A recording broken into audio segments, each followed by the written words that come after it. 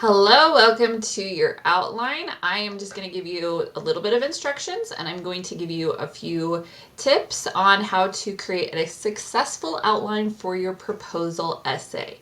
So remember, your proposal essay is focused on one well-defined problem and your recommendation of what solution should be utilized to solve this problem. You are supposed to be giving convincing arguments within your solution, so it's highly important that you have good that you have good sources and that you are ready to answer any kind of opposition, potential questions that audience may have. So in essence, you need to have a counter argument within this essay. And of course, at the end, you need to have a call to action. This is all stuff that should sound like a review to you as you've already read the chapter on proposal essays. So your research is done. You've already done your annotated bibliography.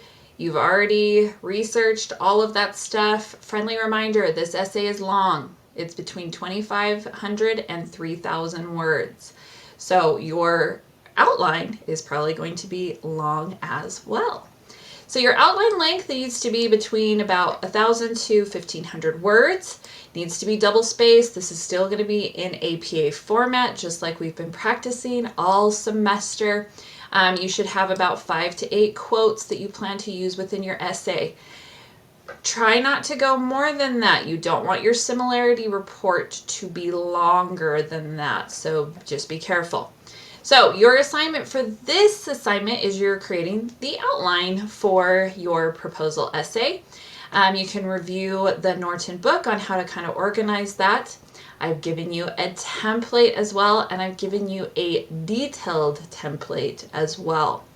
If your outline doesn't look thorough enough, if it doesn't look like I want it to, you're going to get a 0 and you're going to get asked to do it again. So please spend careful time doing this. So I'm going to look at the detailed template first with you. So you can utilize this template if you want, and just kind of erase things that obviously that are my words and not yours, that are in a different color of font than we want. So this proposal outline, of course, we start with our introduction, needs to introduce your well-defined problem. Of course, it needs to have your thesis statement at the very end of your introduction. Now this is a long paper. Your introduction is going to be 2 paragraphs within this specific essay type. So the first paragraph is going to be your hook. Yes, your hook is going to be a paragraph long. Your hook in this paper should start with a scenario, an anecdote, a story giving statistics. The whole point of a hook, of course, is to grab the reader's attention. And in this paper, you want the reader to care about your problem. So I've given you a short example of something that could be written if that was your problem that you're going to be writing about. Make the audience care about your problem. Now you don't need to be writing all of your paragraphs. Obviously, this is a outline, so you can use bullets, you can use numbering. Make sure it looks consistent. Make sure that you are using the same format throughout. But that's what your hook is going to be. Your second paragraph is going to define your problem and give background information. Give any kind of historical information of how did this problem come about? What events, what incidents? Are there laws that made this problem come into existence? Who's being affected by this problem? Individuals that are being affected, communities, and maybe even the world. What is being affected here? And then the end of this paragraph should have your thesis. Then you're going to move into your body paragraphs. Again, this is your outline. You're not writing full paragraphs here. So when you see 6 to 7 paragraphs, 1 paragraph, 1 paragraph, this is just to tell you when you go to write, this is about how long each of these things could be. This is a long paper, so I'm trying to give you as much direction as possible so this won't seem like such a daunting task to you. So within your body paragraph, This is going to be the bulk of your essay's content, as body paragraphs always are within any kind of essay. And here you will first describe the solution that you're going to suggest. You're just giving us an introduction. So that's going to be one paragraph. And you do have to have 2 visuals within this paper. So this might be a good place to insert one of your visuals. Is if you've got a photo, a diagram, a chart, anything that could be helpful, that could just give that extra evidence and give the paper a little bit more depth to it. So again, here's an example. You'll notice my examples are in blue. And of course, yours are not going to be blue. Yours are going to be black. And then you're going to move into the next paragraph. And here is where you are going to really use the evidence. You've already got it. You've already got your quotes. You do need to have your quotes inserted within this outline, just like the directions tell you to. And so your proposal paragraph, you are going to use this research that is going to support your proposed solution.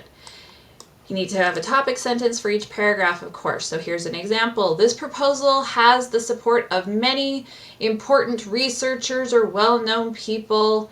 And then you are giving us some evidence. Of course, you're going to use a signal phrase, and you're going to use perfect APA citations and give us some analysis that is, of course, backing up the solution that you are proposing for this problem.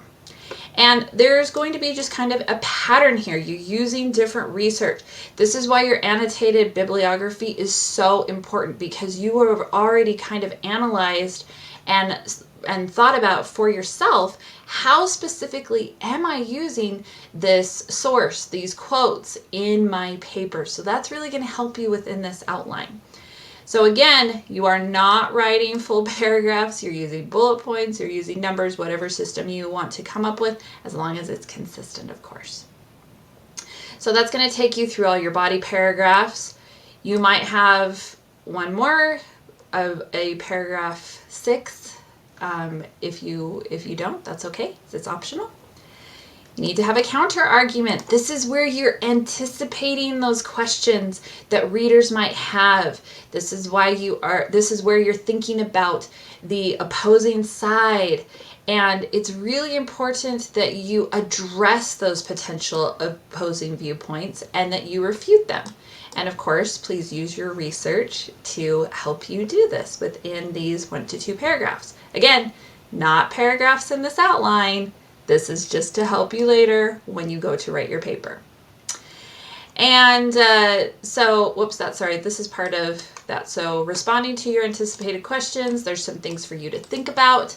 And then finally, you will be to your conclusion, in which you restate the thesis, you summarize your main points, and last, give your call to action. This is where you're persuading your readers to join you in your solution, where you are letting them know how they can specifically help. And you, of course, are doing this in a rational and respectful way. You do not want to come across with an angry tone, a superior tone here. You want your readers to come with you. You want to persuade them. So keep that in mind. Again, though, and I'm sorry I keep saying this, guys. I just want it to be clear. You're not writing a paragraph here. This is just you giving bullet points. So this is your detailed template that I have given you, so you can kind of see what this is going to entail. Here is just a regular template. See, it's just pretty straightforward. So you can refer to this one if you need a little bit more help. If you want to make a copy of this though and just start with this one, that is super duper too. So this was quite a long video with a lot of instructions, but hopefully it was helpful. If you need any help, please reach out to me, and good luck to you.